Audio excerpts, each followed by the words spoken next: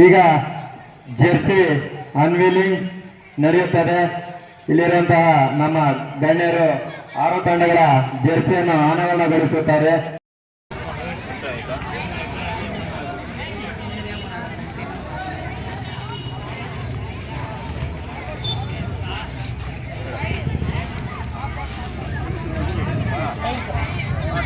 Bullets captain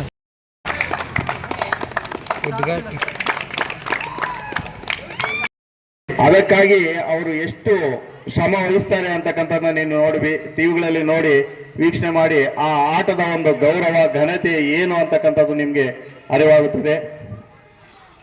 ಅಂತಹ ಆಟವನ್ನು ಇಂದು ನಾವು YNS ಕೋಟೆಯಲ್ಲಿ ಪ್ರಾರಂಭ ಮಾಡಿ ಇದು 3ನೇ ಆವೃತ್ತದಲ್ಲಿ ನಡೀತಿದೆ ಅಂತಂದ್ರೆ ನಾವು ಹೆಮ್ಮೆ ಪಡ್ತಕ್ಕಂತಹ ವಿಷಯ. ತುಂಬಾ ಅದ್ಭುತವಾದಂತಹ ಕಾರ್ಯಕ್ರಮವನ್ನು ಹಮ್ಮಿಕೊಂಡಿದ್ದಾರೆ ಈ ಒಂದು ಕ್ಲಬ್ ವತಿಯಿಂದ. ಈ ಒಂದು ಕ್ರೀಡಾಕೂಟವನ್ನು ನಡೆಸ್ತಕ್ಕಂತಹ ಎಲ್ಲ ಕ್ಲಬ್ನ ಸದಸ್ಯರಿಗೂ ಸಹ ತುಂಬ ಹೃದಯದ ಧನ್ಯವಾದಗಳನ್ನು ನಡೆಸ್ತಾ ಈ ಕ್ರೀಡಾಕೂಟ ಯಶಸ್ವಿಯಾಗಲಿ ಅಂತ ಹೇಳ್ಬಿಟ್ಟು ಶುಭಾಶಯಗಳನ್ನು ಕೋರ್ತಾ ನನ್ನ 2 ಮಾತು.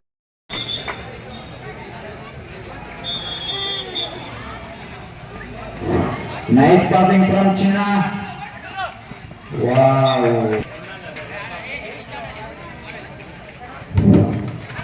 Nice passing from Neru and well defense by Mark. Wow, ball miss.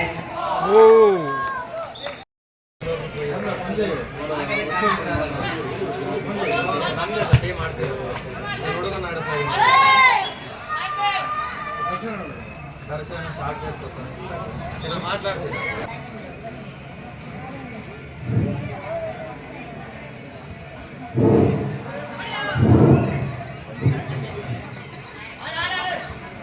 ಉತ್ತಮವಾದ ರಚನೆ ಚಿನ್ನ ಕಡೆಯಿಂದ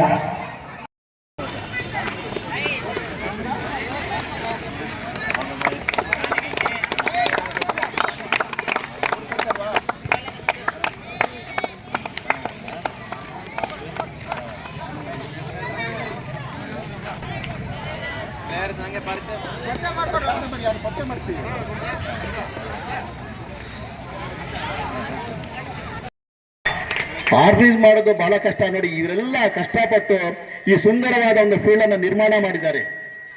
ನಿರ್ಮಾಣ ಮಾಡಿ ಈ ಜನಗಳಿಗೆ ಒಂದು ರಸದೌತಣ ಕೊಡ್ತಾ ಇದ್ದಾರಲ್ಲ, ಅದು ನಿಮ್ಮ ಸಂಘದ ಎಲ್ಲ ಪದಾಧಿಕಾರಿಗಳಿಗೆ ಸಲ್ಲಬೇಕು.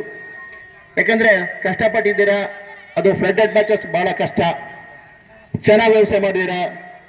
ಮೊನ್ನೆ ತಾನೇ ನಮ್ಮ ಫುಟ್ಬಾಲ್ ಟೀಮ್ ತಾಲೂಕು ಮಟ್ಟದಲ್ಲಿ, ಜಿಲ್ಲಾ ಮಟ್ಟದಲ್ಲಿ, ವಿಭಾಗ ಮಟ್ಟದಲ್ಲಿ ಕೂಡ ಕೋಲಾರ ತಂಡದ ವಿರುದ್ಧ ಅಲ್ಲಿ ಪ್ಲೇಸ್ ಮಾಡಿ ನಮ್ಮ ತಾಲೂಕಿಗೆ ಕೀರ್ತಿ ತಂದಿರ. ಅದರಲ್ಲಿ YNS ಕೋಟೆಗೆ ಬಂದಿರಲ್ಲ, ಅದು ಬಹಳ ಸಂತೋಷ. ಅದನ್ನು ಮರೆಯೋಕ್ಕಾಗಲ್ಲ. ಬೆಳಿಗ್ಗೆ ಸಾಯಂಕಾಲ ಆ ಮಕ್ಕಳು ಒಂದು ಡಿಸಿಪ್ಲಿನ್ ತರಬೇತಿದಾರೆ. ಹೆಂಗಂದ್ರೆ ಒಂದು ಪಂಕ್ಚುಯಾಲಿಟಿ, ಸ್ಪೋರ್ಟ್ಸ್ ಅಂದ್ರೆ sincerity, punctuality, obedience, respect, truth ಇವೆಲ್ಲ ಇದ್ರೆ ಒಬ್ಬ ಕ್ರೀಡಾಪಟು ಅವನು ಒಳ್ಳೆಯ ಪ್ರಾಕ್ಟೀಸ್ ಮಾಡಿ ಒಂದು ಹೆಸರು ಮಾಡಬಹುದು.